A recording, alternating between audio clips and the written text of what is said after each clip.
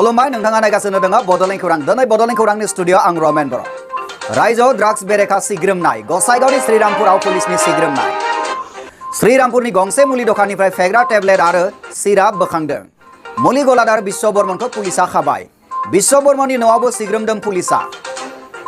गसाइगाव महकुमानि सिङाव थानाय श्रीरामपुराव माखासे सुलुंनिफ्राय मोननाय खौरांजों पुलिसनि सिग्रोमनायाव श्रीरामपुरनि गंसे मुलिनि गलायाव 21 गं फेग्रा सिराप आरो मोन 115 फेग्रा टेब्लेट मोननो हादों আমি বহুত কেইদিনমানৰ পৰা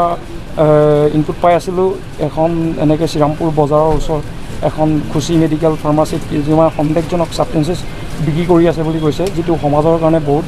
ভয়ানক আমাৰ যুৱ প্ৰজন্মক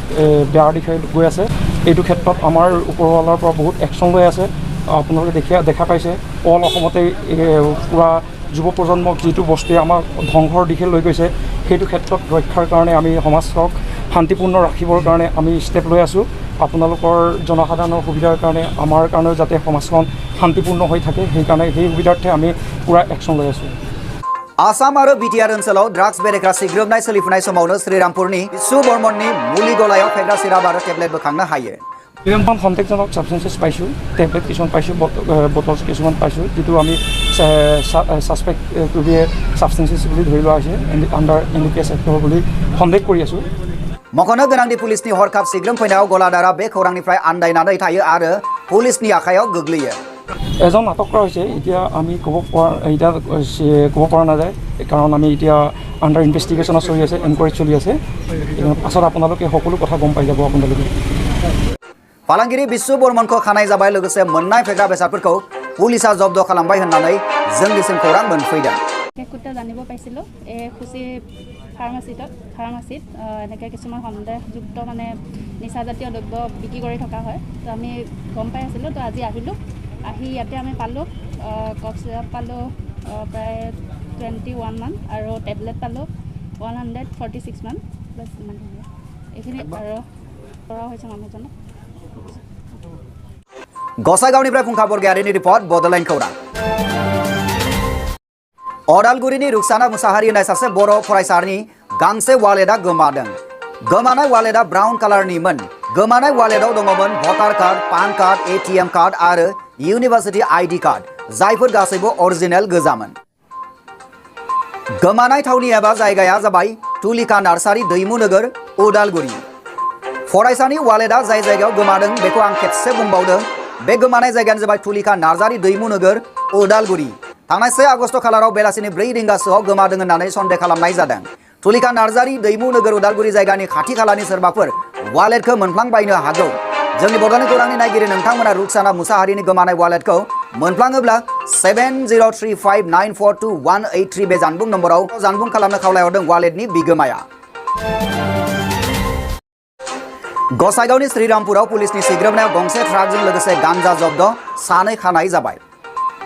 क'क्राझार जिल्लानि सिङाव थानाय गसाइगाव महकुमानि आसाम बेंगल सीमा सेर श्रीरामपुरनि 31 नं राजा लामायाव फुंनि 4 रिंगासोआव सिमल टापु पुलिसा सिग्रोमनानै गांजाजों लोगोसे गंसे ट्राक नं PB08DS6178 कन्टेनार हमो आरो सानै दायनिगिरिखौ खायो दुथां दायनिगिरि सानैबो साखाथि हादोरसा सोनाब बंगनि हुगली जिल्लानि तापस अधिकारी 23 बैसोनि आरो प्रीतम सिंह 24 बैसोनि होननानै सिनायथिनाय जादों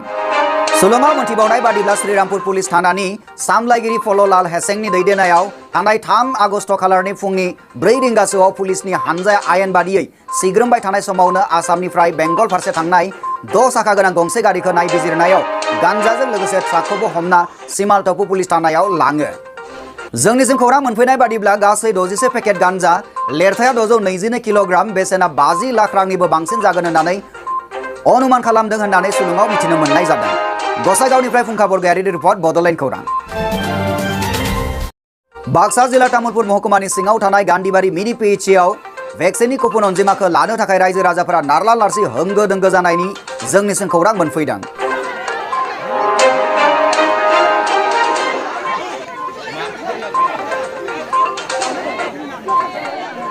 रायजोआव कोविड-19 नि भेक्सिन एबा टिका थुनाया 18 बोसोरनि सा बैसोनि सुबुंफोरनि थाखाय आसाम नाङैनो सोलिफुबाय थानाय समावनो बाक्सा जिल्लानि गान्धीबारि कोविड-19 बिजि थुग्रा थावनियाव बे जाथाया जानो मोनदों मोनथिनो मोननाय बादिब्ला सानसेयाव टार्गेटआ 200 मोन नाथाय गोबां मानसिफोरा खेबसेयावनो थुबुर जाफैनायखाय आरो भेक्सिननि कुपन मोना जाजानो गिनायनिफ्राय बिजि थुजाग्राफोरनि गेजेराव बेबायदि दावराव दावसि जानो मोनो। मख'नो गोनांदि बे होंगो दोंगोआव पुलिस बिफानाबो जेबो खालामनो हायाखै। भेक्सिन लागिरिफोराबो COVID-19नि होनाय नेमखान्थिफोरखौबो जेबो फालिनायखौ नुनो मोनाखै। आसाम सोरखारजों बेसेन होनाङाजासे होजानाय कभिड भेक्सिनखौ रायजो राजाफोरा गोसो जानानै लैहोर लैहोर लानो फैनाया जोबोद मोजांनि खोथा। नाथाय कभिड महामारिनि समाव कभिड प्रट'कलफोरखौ मानियालाबासिनो गुलाय गुजाय सेरखाय बेरखाय जानाया साफ्रोमबोनि थाखाय मोजां बाथ्रा नङा। बे खोथाखौ नाथायबा गावबा गावनो बुजिनो नांगोन। बाक्सा कारहानानिफ्राय गलाब बसुमतारिनि रिपर्ट बड'लेण्ड खौरां। नोंथाङा नायगासिनो दङ बड'लेण्ड खौरां। सुंद' कमार्शियेल ब्रेकनि उनाव फैफिनगोन नोंथांमोननि सेराव। बाक्सा जिल्लानि बेंगलराव थानाय इनस्टिटिउट अफ हेल्थ साइन्स बरमायाव 2021-22 मायथाइनि थाखाय मुं थिसननाय सोलिगासिनो दङ। बेफोर जाबाय BA BCom BSc MA MCom MSc BEd PhD all stream BA BEd BSc BEd integrated course BA LLB BSc LLB BCom LLB निबो मुं थिसननाय सोलिगासिनो दं। बेनि अनगायैबो CMLT TMLT BMLT MLT DPT BPT D Pharma and B Pharma निबो मुं थिसननाय सोलिगासिनो दङ। बेनि अनगायैबो BSc Agriculture BSc Occupational Therapy BSc Medical Radio Diagnosticsनि मुं थिसननाय सोलिगासिनो दङ। जायफोर गोसो गोनां बिजाथि बिथांमोना थाबैनो स्क्रिनाव नुजानाय जानबुं नाम्बार 9435781237 एबा 7664978570 आव थाबैनो सुलाद ला एबा स्क्रिनाव नुजानाय www.iohs.in.net आव थाबैनो भिजिट खालाम। दानिया फैफिनदो बड'लेण्ड खौराङाव। बड'लेण्ड खौरांनि गासैबो नायगिरि नोंथांमोननिसिम अननाय मोजां मोननाय सिबिनायखौ बावहरफिननानै दिनैनि रादाबखौ जों फोजोबनाय जाबाय। गोजोन्थों।